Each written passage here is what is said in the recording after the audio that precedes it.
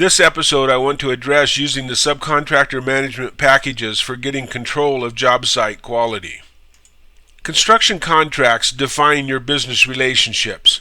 The purpose of a construction contract is to memorialize the agreement between you and the subcontractor. The contract acts as a constant and enforceable reminder of each party's responsibilities.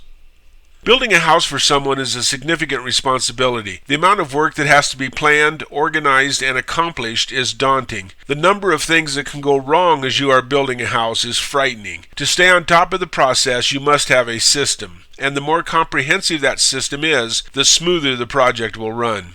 You want a building system that anticipates the next step, and that coordinates step 4 with step 54 and step 254.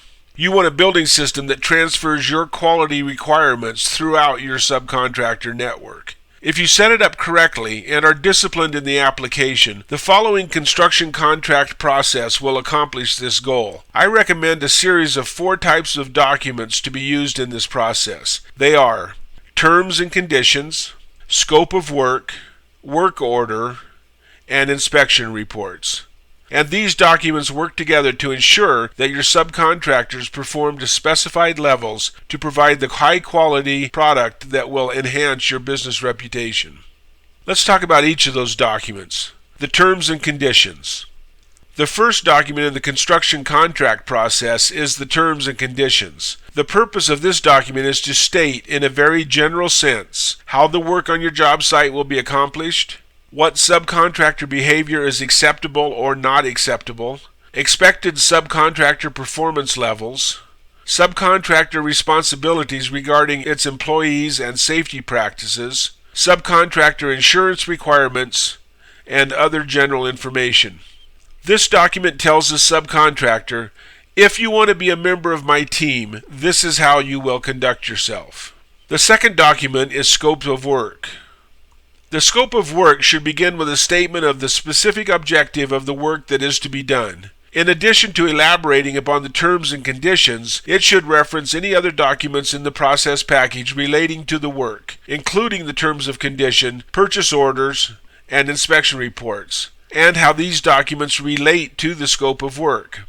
The most important section of this document is a very detailed listing of what makes up acceptable performance for this trade or subcontractor. Get real picky here. If you want all sinkers on the bottom interior wall plates to be driven into floor joists, and any brights to be clenched over from underneath to minimize squeaks, this is the place for your demand. The scope of work is a dynamic document, meaning that it will be adapted as you become aware of new products or new techniques. I recommend issuing a new scope of work for each project so that the subcontractor always has the latest version in its hands. It is unfair to the subcontractor to assume that it will perform to some unknown performance level. Tell the subcontractor what you expect to have done, how you expect to have it done, and the consequences if the work is not done properly. Don't leave any room for confusion. The scope of work tells the contractor, if you want to work on my project, this is how you will build it. The third document in the contract process is the work order.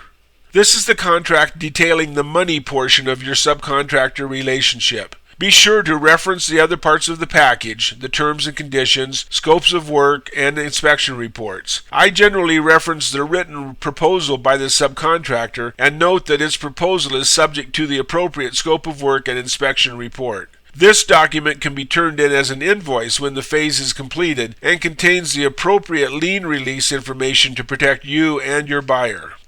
This document tells the subcontractor, if you do what I need done, this is how much you will be paid. The fourth document in the contract process is the inspection report. This form is a checklist based on the scope of work detail. In the scope of work, you told the subcontractor what to do. The inspection report makes certain they followed your instructions.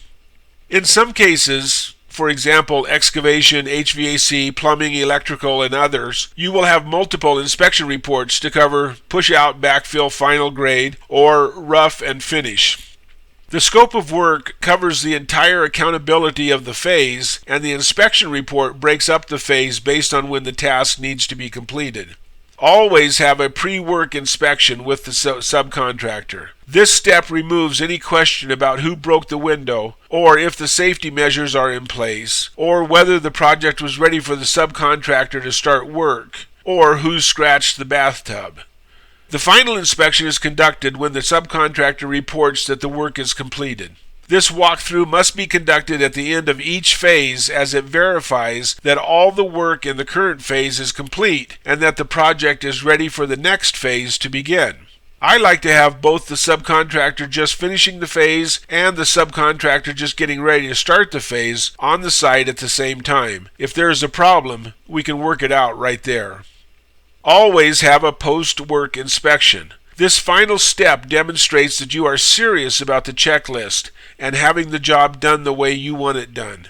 The subcontractor will not take your efforts with the terms and conditions, scope of work, or the work order seriously if you slip up on the inspection reports.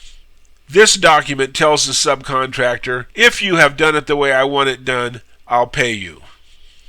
The construction contracting process is the only way I know of to achieve the quality construction you need to build an image you can rely on to sell more houses. It is as much a part of building your construction business as any other sales effort, contract negotiation, or design work.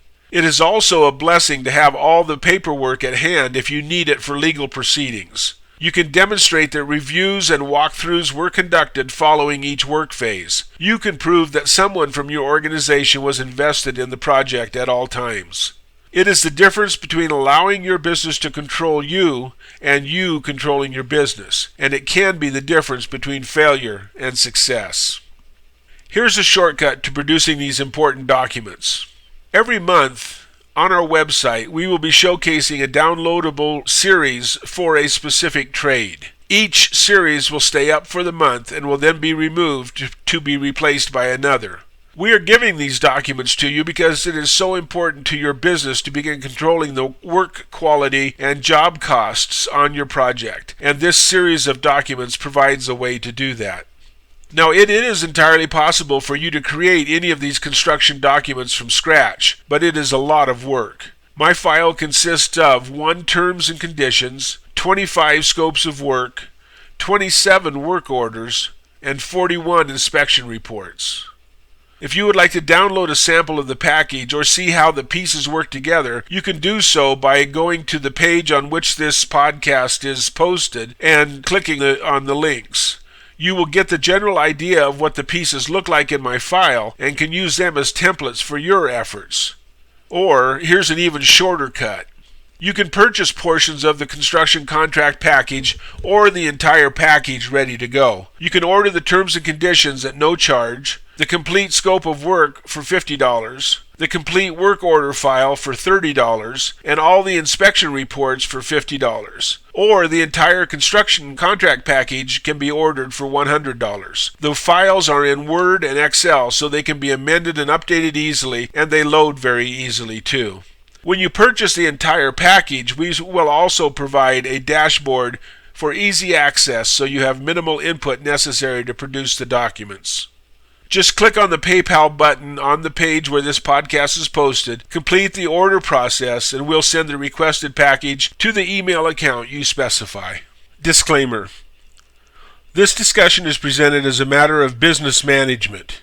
Any action on your part should be discussed with your legal counsel. BuilderResources.com is not a legal advisor and is not practicing law by discussing the business document. Please refer to the BuilderResources.com site disclaimer.